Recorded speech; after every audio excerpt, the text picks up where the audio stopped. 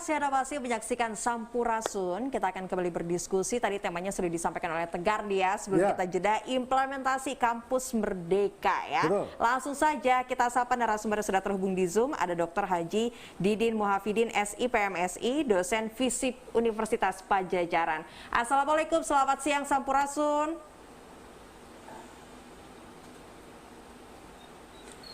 Sampurasun Pak Didin.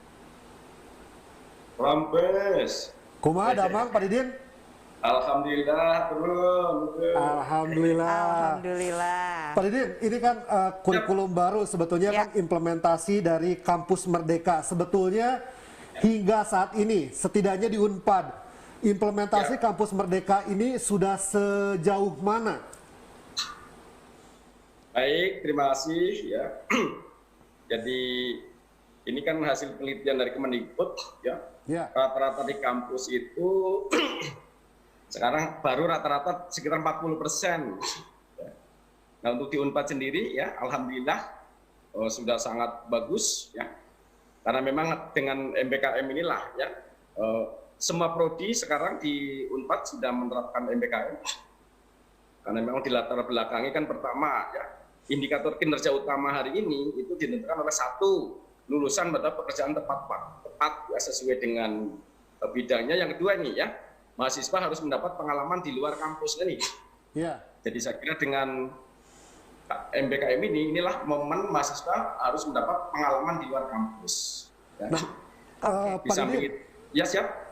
Kan sebetulnya ada juga perspektif dari beberapa orang bahwasanya Kampus Merdeka ini mendesain mahasiswa menjadi karyawan malah gitu ya. Apakah benar sebetulnya perspektif itu? Nah ini ya, mungkin itu perspektif yang kurang tepat. Justru dengan Kampus Merdeka ini kan mahasiswa dikasih kesempatan 3 semester ya di luar kampus. Dan itu untuk MBKM itu kan ada 8 cara. Ya. Mulai dari magang, ya, proyek di desa, ada prodi internasional, dan yang terpilih justru ada kewirausahaan ini. Ya. Jadi salah satu bentuk pengalaman mahasiswa di luar kampus adalah ada kewirausahaan. Ya. Jadi diharapkan justru dengan program MBKM ini akan tumbuh ya kewirausahaan di kalangan mahasiswa. Gitu ya. Oke, kemudian Pak, sebetulnya apa sih kunci keberhasilan dari implementasi kurikulum atau kampus merdeka ini? Karena mungkin masih banyak yang rancu juga nih dari sistem pembelajaran masih ada yang salah-salah begitu, karena mengira kalau pembelajaran dengan kurikulum merdeka ini harus serba digital dan lain sebagainya. Padahal mungkin kita tidak jauh-jauh ke situ saja begitu mengerucutnya. Betul ya. Kebetulan saya kan juga jadi rektor di Universitas Al-Ghifari ya. Saya langsung praktek ya sebagai rektor juga di Al-Ghifari. Jadi kendala utama misalkan ini, kita kan harus mencari mitra ya. Mitranya di sini kan harus tingkat internasional ya, gitu ya, atau minimal nasional. Nah kadang-kadang tidak semua mitra, khususnya yang berkaitan dengan wirausaha itu siap menerima, gitu ya, karena dianggap membebani. Nah itu ya. Banyak kuncinya apa ya, kita harus kolaborasi. Kita sebanyak mungkin bekerja sama ya. Yang saya lakukan juga bulan sebagai rektor, saya bekerja sama hampir ya dengan Kadin ya, terutama dengan Kadin Jawa Barat, dengan Kadin Kota Bandung ya. Ya dengan kerjasama dengan Kadin, alhamdulillah mahasiswa di Unpari misalnya ya, ataupun di Unpad tidak terlalu sulit ya untuk mencari tempat magang ini ya. Dan magang itu nanti langsung dikonversi menjadi nilai. Nah ini hambatannya terkadang tidak semua dosen paham gitu loh Mbak ya. Akhirnya apa? Ada dosen-dosen tertentu yang tidak mau memberi nilai ya. Dianggap dia tidak kuliah gitu loh ya. Padahal jelas dari awal semester 5, 6, 7 itu mahasiswa harus aktif di luar, nanti dikonversi dengan nilai yang ada di semester 5, 6, dan 7 gitu loh. Pak, sebetulnya kan memang salah satu ide dasarnya adalah agar ilmu yang dipelajari di kuliah di kampus itu tidak jomplang dengan realita yang ada di lapangan. Seperti itu kan ya Pak ya? Lalu perspektif Bapak sendiri bagaimana dengan jurusan-jurusan eksakta gitu Pak? Karena kan mereka itu banyak yang mempelajari tentang teori gitu ya. Sementara di lapangan memang teori itu tidak banyak digunakan. Bagaimana Pak pendapat Bapak? Betul. Nah ini, makanya saya ada mix sebenarnya ya. Misalkan contoh di farmasi, caranya farmasi 567 nggak bisa full di lapangan, saya khusus farmasi kedokteran itu nggak bisa. Iya. Makanya akhirnya apa? Saat ambil kebijakan di farmasi, bukan di Unpari di sini, ya untuk sebentar 567 mereka tetap ada tatap muka dengan dosen, hanya dibatasi maksimal 4 kali pertemuan. Oke. Ya, itu. Sisanya di lapangan. Jadi tetap ya teori berusaha karena tetap penting, jadi ada 4 pertemuan di kelas, sisanya mereka boleh mengambil di lapangan. Gitu Mas Adi. Oke, ini terkait kurikulum merdeka, tentu ini adalah kebebasan dari para mahasiswa-mahasiswi begitu ya, Betul. tentunya untuk bisa Eksplorasi. begitu ya. Tapi ini juga pasti akan ada aturan atau persetujuan bersama terkait dengan capaian belajarnya nih nanti di akhirnya.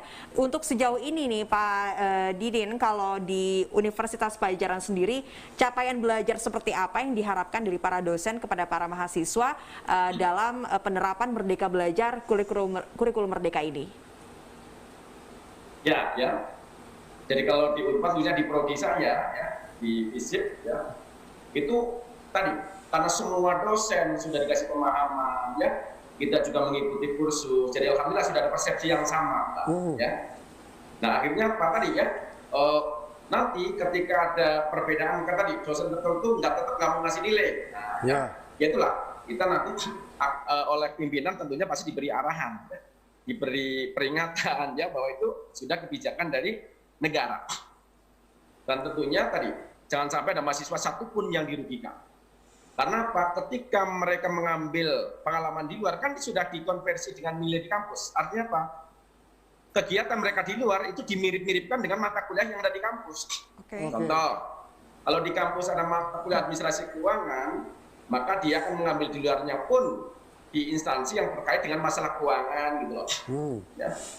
Kalau yang terkait dengan pemerintahan desa, otomatis dia akan mengambil kegiatan di desa, itu pun juga yang terkait dengan masalah pemerintahan desa. Nah, kecuali kalau terlalu jauh, nah ini mungkin agak sulit konversi. Ini ya.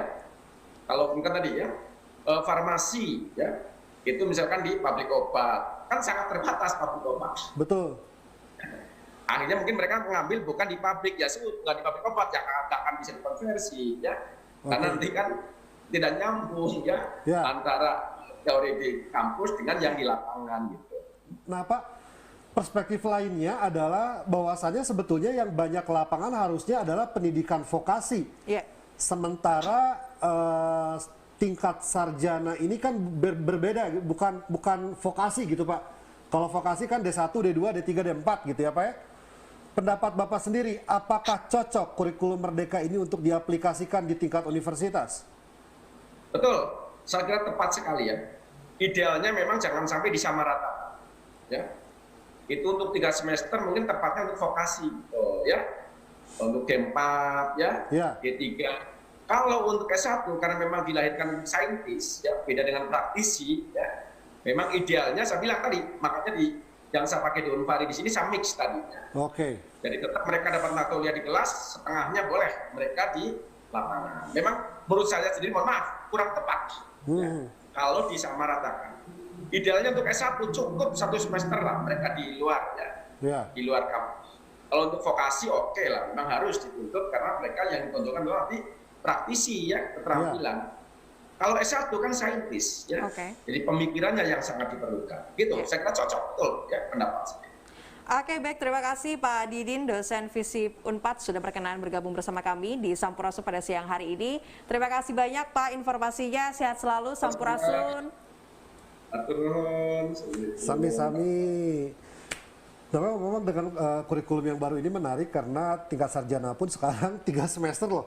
Di lapangan, walaupun tadi dicampur antara Unpad dengan Unpar ini tetap harus dimix karena kalau farmasi itu kan bikin obat, betul sekali. Kalau di pabrik obat kan mungkin spesifik ya obatnya, sementara anak-anak farmasi ini harus bisa menguasai proses pembuatan banyak obat dan memahami banyak obat sehingga ya harus banyak penyesuaian nih. Betul sekali, sehingga nanti implementasi di tempat kerja atau di lapangan kerjanya pun mungkin tidak salah arah nantinya ya. Kalau mungkin pada saat perkuliahannya pun bisa tepat sasaran nantinya. Dan pemirsa, kita masih akan berdiskusi lagi dengan tema yang lebih menarik lagi, tetap di Sampurasun.